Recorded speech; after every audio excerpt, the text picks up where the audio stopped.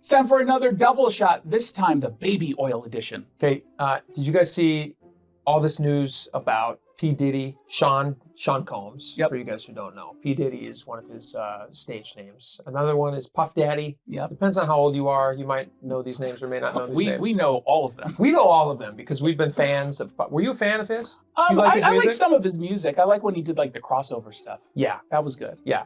My wife actually, one time, I think she must have been, I don't know, 16 or 17. She was a new driver, Mm-hmm. and she was driving my mother-in-law around. And do you remember that song he had for Biggie Smalls? Yeah. I've been watching you. Yeah.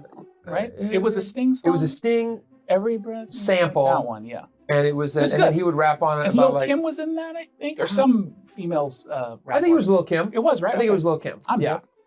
hip. You are hip. You know what they call me? They call you Hip Detective Jason. Hip Detective Jason. But my wife really wanted my mother-in-law to listen to the song. It was on the radio at the time. And so Nonstop. it was everywhere at That the was time. a huge song. And so she was arguing with my mother-in-law. She's like, you got to pay attention to the song. And my mother's like, you got to pay attention to the road.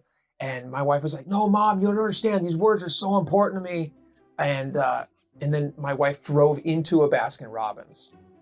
Crashed in or Drove a car into a Baskin Robbins because she was What? listening to this stupid Diddy song. So Okay. anyway, Well, it's that was an important to- interesting aside. It was an aside.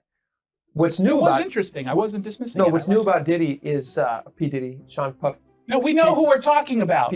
Puff did P Puffy. Diddy, Puffy. So he had all this baby oil at his house. Daddy. Okay. P Daddy. P Daddy had all this baby. He had 1,000 bottles of baby oil at his house. Mhm. People were like, I don't know. It seems What's like a lot. going on with that? Yeah, I don't know. Unless he's got like a ton of kids. Or he goes to Costco. Sometimes you got to oil kids. That's true. Like they get a little bit dry. They have all this I diaper don't think rash. he has kids. Got to oil kids. Does he have His kids are quite old. He Right, used to okay. have kids. Yeah, I think he's. I mean, Well, he still he does. still has kids. They're older. They're now. not kids Yeah, anymore. I don't think they need baby oil. Not in the same way. And so he had all this baby oil at his house, and his lawyer is now speaking out about it. And his lawyer is saying, "Well, people buy baby oil all the time." And he's actually said, people buy baby oil in bulk from Costco. And he was implying that I was right. you were saying that. I was Just the other totally day. right. Yes. I said that as a joke. You said it as a joke. That is now being used by his legal team to explain why he has 1,000 bottles of baby oil. Because my God, that's there's a so- Costco down the road that apparently P. Diddy Pop might have shopped at. Was there anything else in bulk in his home? And does P. Diddy really go It's a great to question. Costco? Does anyone actually I believe doubt that? it. Somebody on his team might. They might go to Costco. How Somebody on much? his team. But okay, I know they sell it in bulk. Not that. They don't much. sell 1,000 bottles. That's insane. No, What- I've been to Costco. They don't sell 1,000 What bothers me a little bit about this story is because of this particular angle, people have focused on it and not like the horrible, disgusting things he's accused of. Yeah. But again, just accusations at this point. I said accused. We can't say. I'm covering myself. He's Yeah. not going to kill me. No, it's allegations. I'm And a he's locked detective. up. He's not getting out. Yeah, He's locked up. He's not getting out for a while. he's never getting out. You don't think so? No. This is not the 90s where you can get away with this kind of stuff, That's true. and That's at least true. in the rap world. Maybe he could lather himself up in some baby oil and slip out of the. No. Probably not. No, I don't think it works that way. All right. I guess he's locked up. And there you go. We'll see you next time. Hey, it's Jason Rantz here with Scott Rarucka from Legacy Group Capital. He's their CEO. So let's talk about someone who wants to invest in real estate. They don't quite know where to go, what to do, where to start, but they do know, obviously, that right now the market is really, really hot. So you're the place to do it. How do you help? Yeah. So how we help is, we've been investing in the greater Seattle area for over 20 years, and we have a historical track record that is we're super proud of.